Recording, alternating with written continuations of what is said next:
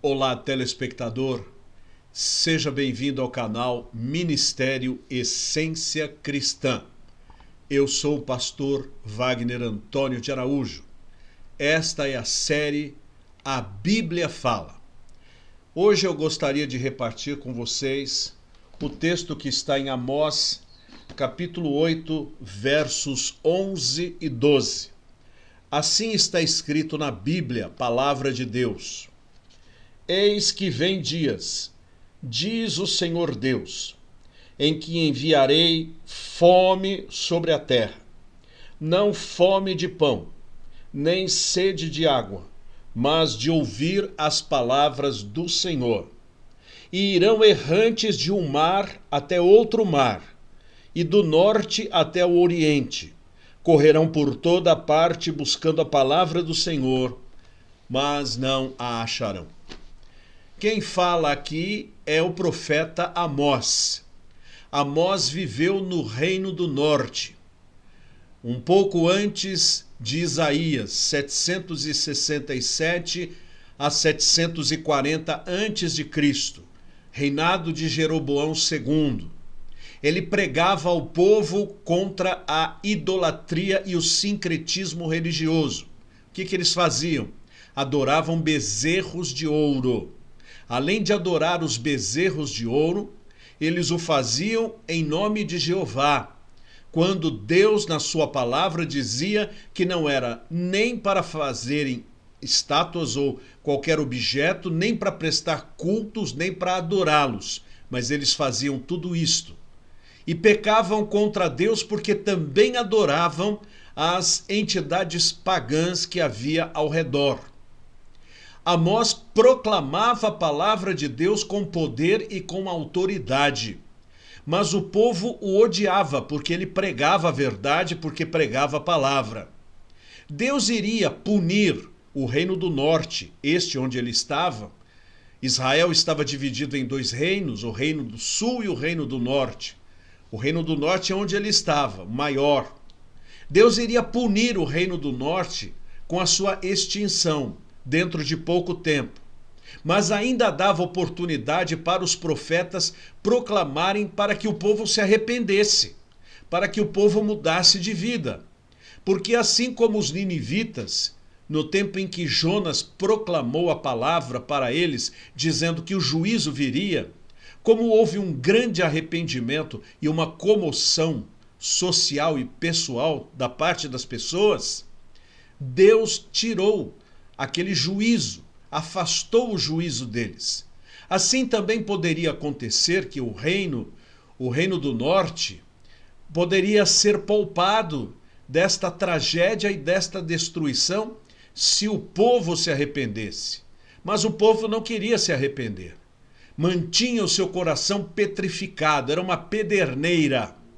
E então Amós, falando a palavra de Deus, diz: vem dias, ó povo de Israel, em que Deus lançará fome sobre a terra. Não fome de pão, sede de água, mas fome e sede da palavra de Deus.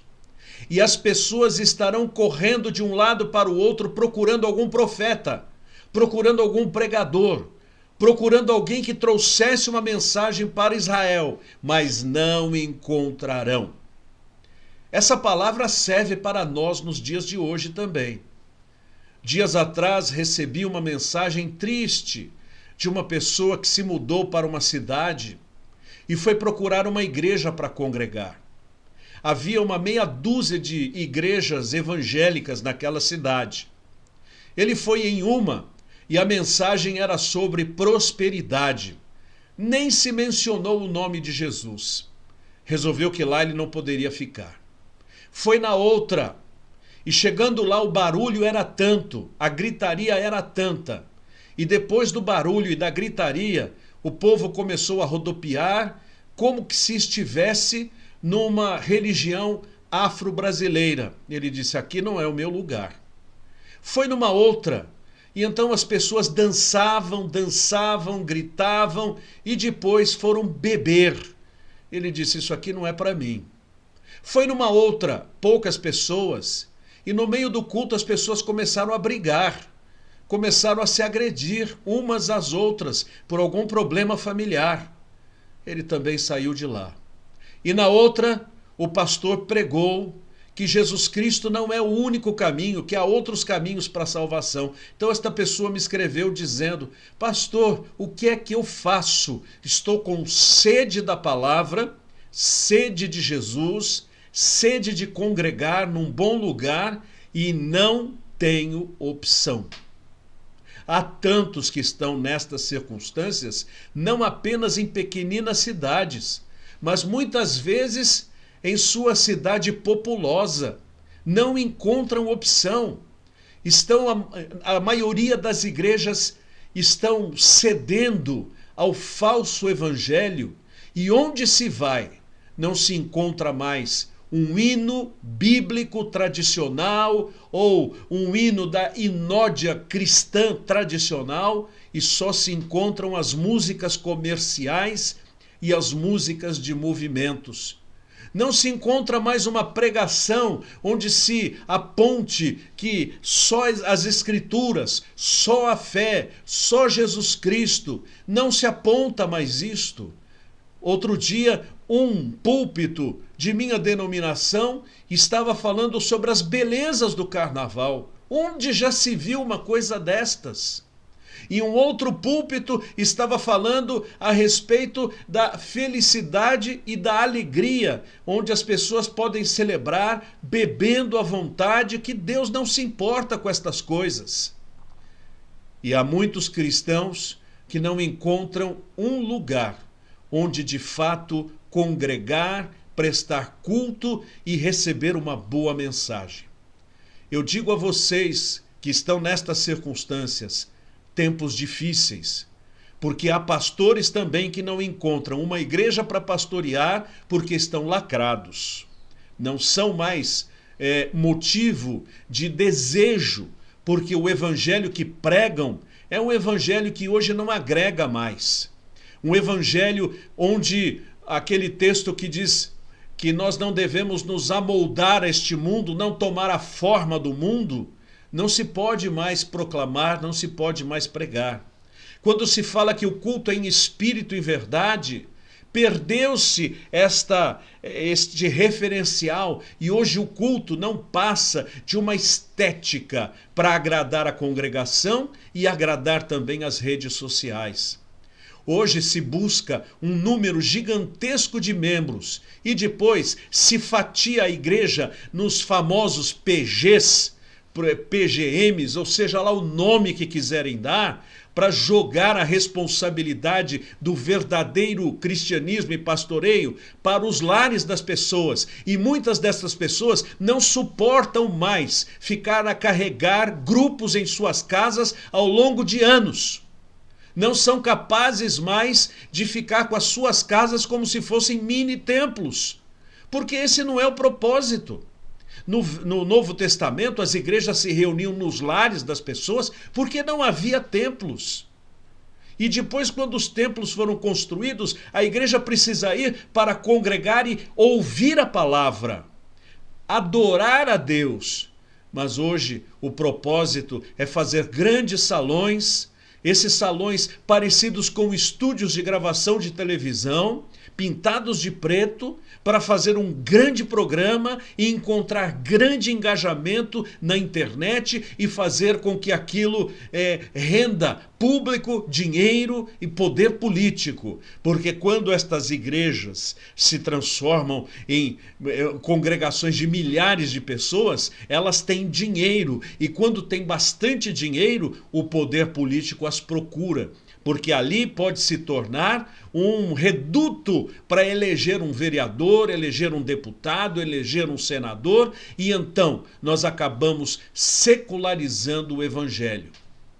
Ah, meus irmãos, estamos vivendo tempos tremendamente difíceis, e os verdadeiros que buscam a Deus têm fome e sede da palavra e não estão encontrando mais nos púlpitos aqueles que venham suprir as suas necessidades. Graças a Deus pelas ferramentas que Deus tem colocado à disposição daqueles que ainda proclamam a palavra, para poder levar até estes lugares onde não há congregações que venham se enquadrar na palavra de Deus, a boa mensagem da palavra para suprir a necessidade de sua alma. Mas você que é membro de uma igreja, ore para que a sua igreja seja uma igreja bíblica. Ore para que a sua igreja tenha um profeta. O profeta é o pregador. A palavra profeta é proclamador. Que tenha um proclamador da palavra, não da sociologia. Proclamador da palavra, não da política. Proclamador da palavra, não vendedor de planos, não vendedor de sonhos, não vendedor de sistemas, mas a pregação da palavra para salvar a todo aquele que crê no nome de Jesus Cristo como Senhor e Salvador.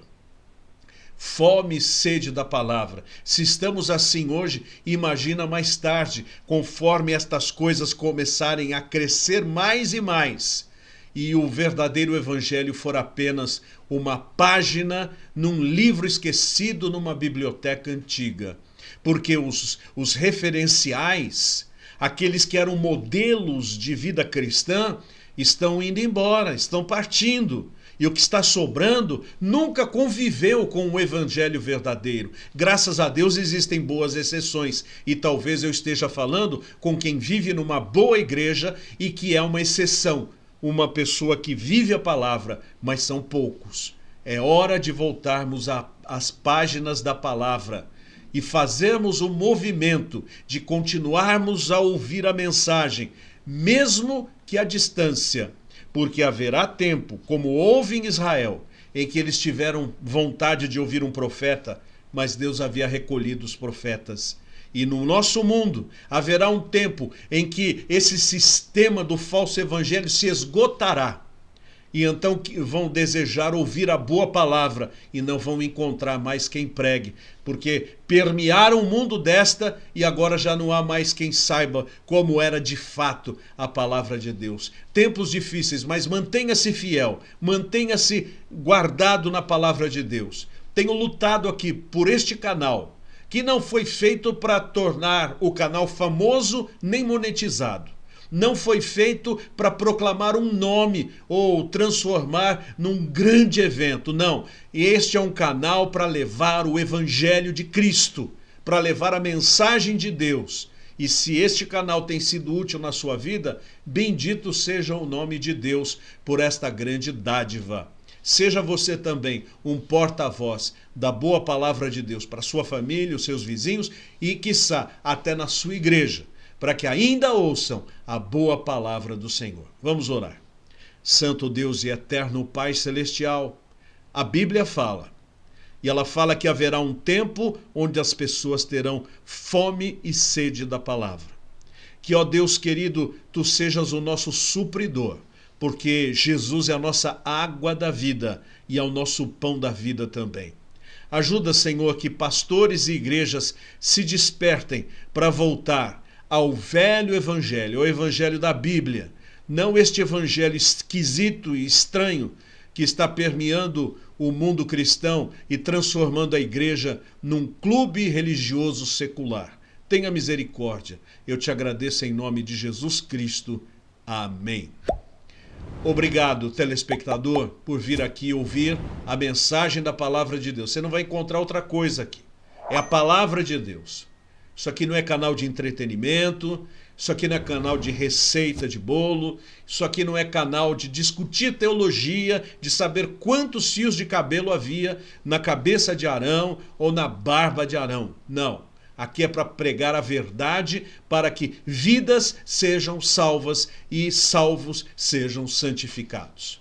Se você quiser irmanar-se comigo, sendo um dos sustentadores deste canal, que são pouquíssimos, e nós oramos a Deus para que Deus nos dê recursos, porque muitas vezes nós não encontramos nenhum respaldo da instituição no sentido de que não recebemos de ninguém nenhum recurso, a não ser da fé em Cristo Jesus na proclamação da palavra de Deus. Deus pode usar você neste sentido. Aqui está o caminho, se você quiser ser um ofertante, e nós já de antemão dizemos a você, muito, muito obrigado.